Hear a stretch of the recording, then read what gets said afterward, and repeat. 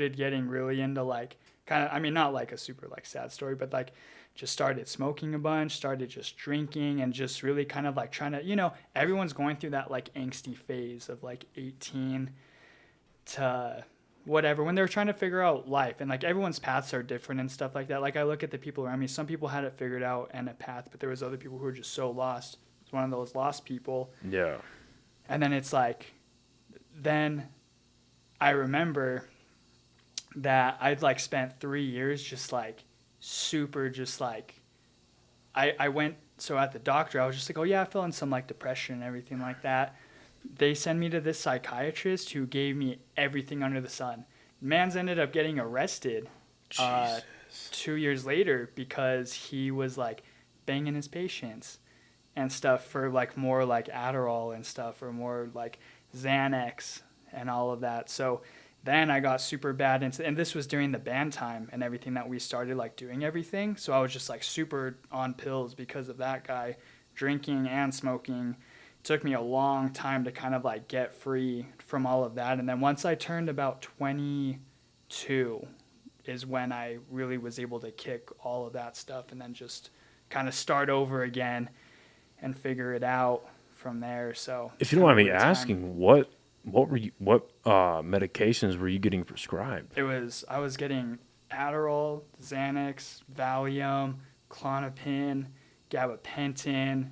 I was on 2 blood pressure medicines all at the same time. And what was your diagnosis? Just like depression. Jesus. Just depression and like ADHD. I definitely don't have ADHD, but yeah, he put me on all of that. Made me psycho for like a few years for sure. I'm sure so let's run through that list again. So Adderall, Xanax, gabapentin, and Klonopin. Yeah, and then the Valium. It's in there, yeah. You are a human roller coaster. It was crazy. Because I've never taken those. I've never been prescribed. The only thing I've ever been prescribed was Wellbutrin for a short period of time, and I kicked that shit. That was a very hard substance to get off of or anything like that, but it was a very low dosage. But prior to what I'm doing now, I worked for 3 years in caregiving and as a manager, and so I had like a big part of my job was making sure these and they're basically halfway homes I was in charge of, right? Yeah. It was making sure that these people that were under the care of the company had like all their meds counted for and shit like that. And a lot of what you were just saying, like the Xanax and the Adderall specifically, those are controlled meds. Right. Like those are actual like controlled substances. So those had to get like super scrutinized, shit like that. And I see what a missed dosage or an overdose or not like let's just say an inaccurate dosage to what this person actually might need can do to these people both under and over. Yeah.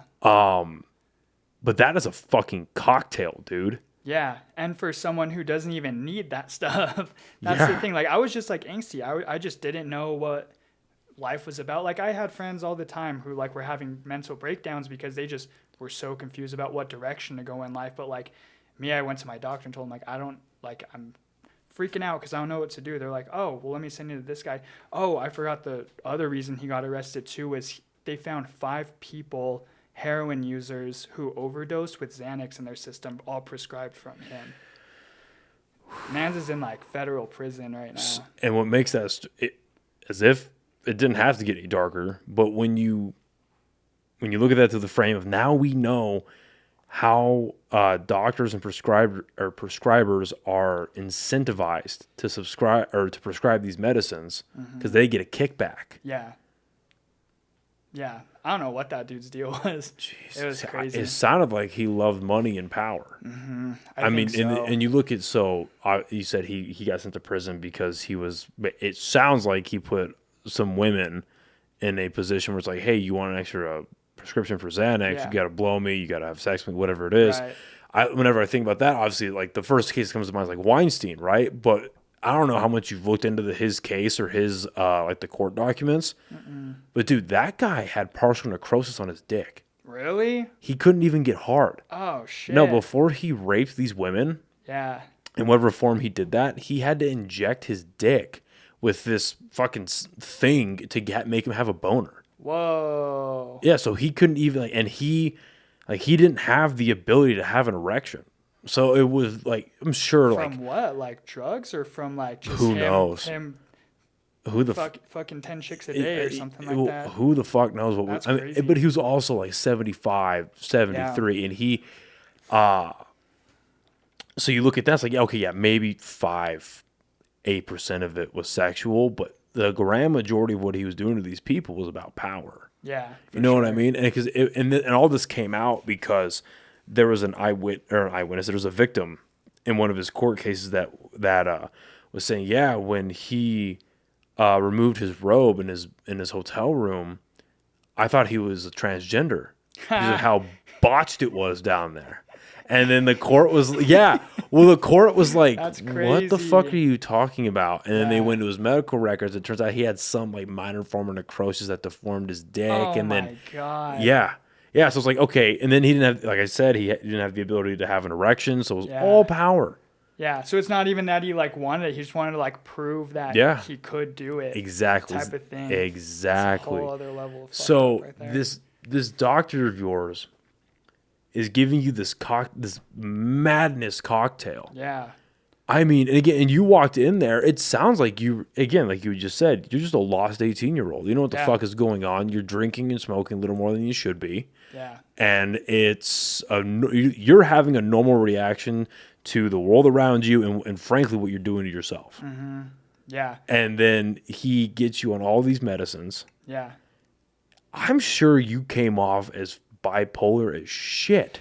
I feel like I actually got really lucky and just had a solid like not come off of everything, but like when I was just like No, my when you're day-to-day in, life. yeah, no, yeah, Oh, your day-to-day life, hell you're on all yes. these medications. Oh, I'm sure you're absolutely. just like this the whole time. I constantly feel like bad for everyone who was around me at all times during that time. It was just crazy. I feel bad for everyone, and even just like the band guys too, and just like people close to me and stuff like that. That shit's no joke. Like it's genuinely just like like Adderall is like unless you actually have the ADHD, it's just like prescription meth basically. It is. So yeah, it is legalized meth. Yeah. And then like Xanax and everything. Like I totaled my car from all of that. Like it's crazy. It's just like, yeah, How long was that going on for? probably like a good 3. Probably yeah. So probably from like 19 to like 22 is when all of that was like going on. Well, recently.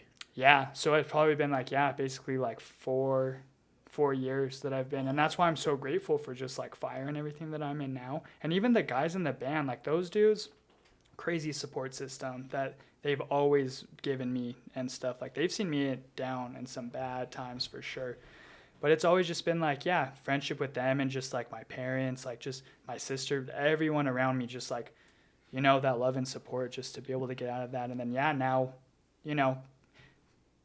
Cool, like band dude, fire department, like it's like coming from all of that, it's like super rewarding to have just overcome all of that and still be like okay Yeah. and everything.